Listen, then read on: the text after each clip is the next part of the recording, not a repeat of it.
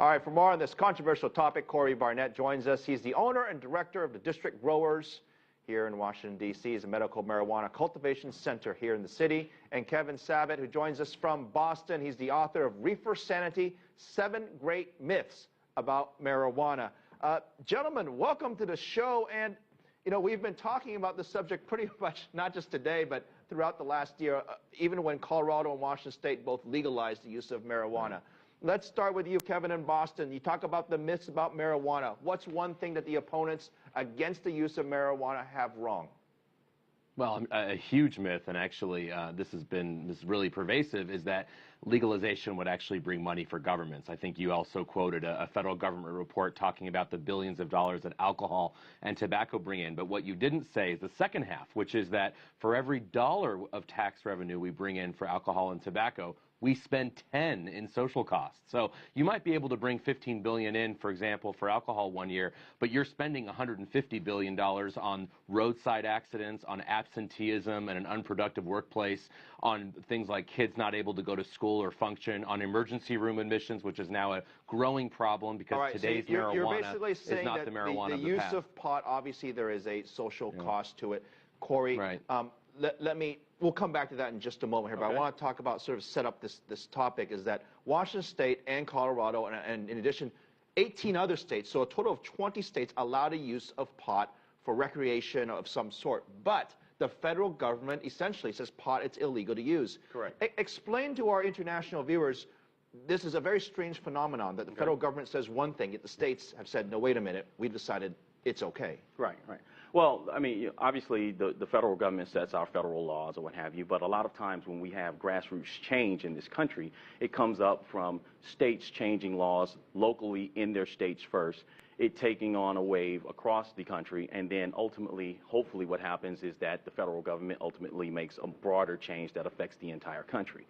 Not only do we have 20 states that currently allow for at least the medicinal use of cannabis, but there are several states, particularly some in the South, that have said that as soon as the federal government makes a change there, that they will also follow suit. So there's likely to be more and more states, and ultimately I assume the majority of the states in the union will probably legalize it now. Well, Phil, but I'm not sure, Phil. I think we should separate the medical discussion and the legalization recreational. We seem to be muddling those, which is very common, unfortunately, in the debate. There's no doubt that there are components within marijuana that have medical properties. In fact, we need to be studying those. I argue we need to be delivering them at pharmacies so that people actually know what they're getting, not folk medicine that's then being sold under the pretense of having some kind of scientific standard, but actually real medicine.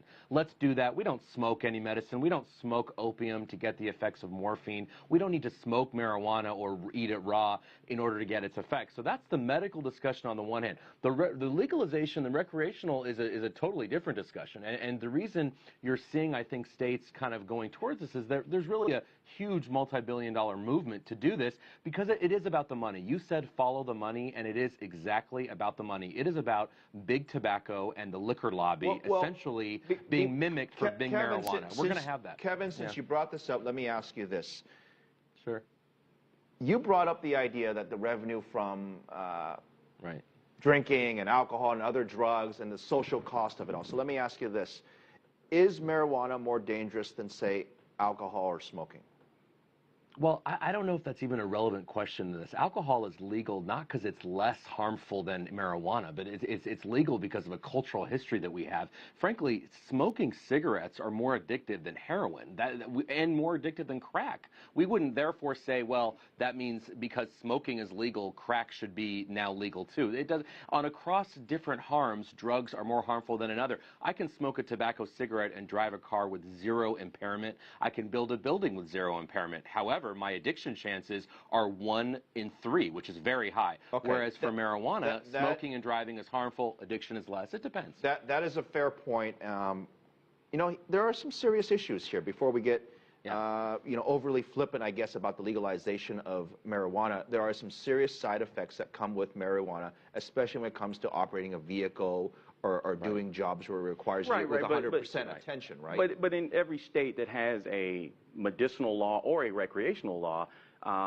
none of those states allow you to drive a vehicle while impaired or You or can't medicate. drive and drink, Yeah, for you can't do example. those things anyway. And so, like, you know, But see, that's irrelevant because you can't with alcohol either, yet the incidences of alcohol-related, for example, crashes or alcohol-related arrests, even yeah, though those are illegal what you still, don't want, are what you much don't do higher is sit because back the use and is so say high. that you know, let's keep it illegal because people might drive. You don't sit back and say that, you know, because people are subject to doing, you know, different things in different places, that, you know, well, we're better off by just keeping this drug that has medicinal value Gentlemen, I've illegal. got another minute or so to go. So final comment. Kevin, let me start with you. What would be a good solution in your mind? What would be a reasonable solution? Already 18 states have it for medical use. 2 states have it for free-for-all use for either direction. Where do we go from here?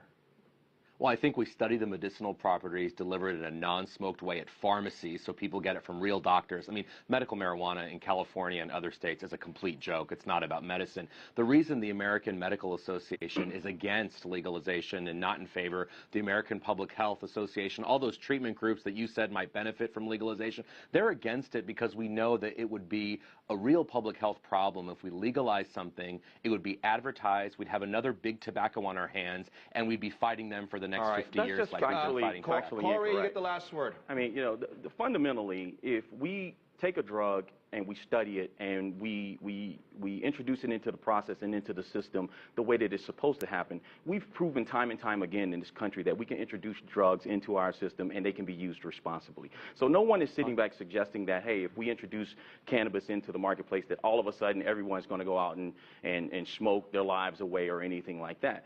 But what we are saying, and what I guess the guest is implying, that, you know, if we legalize cannabis, then the world goes to, you know, pot. Forgive the pun. We're gonna That's have just to, absolutely guys, we're not gonna true. have to end it there. I have learned much more about pot than I expected to over the last 5-6 minutes. Corey Barnett, Kevin Sabet, thank you very much. We're gonna get much more on our top story now with Mike Walter.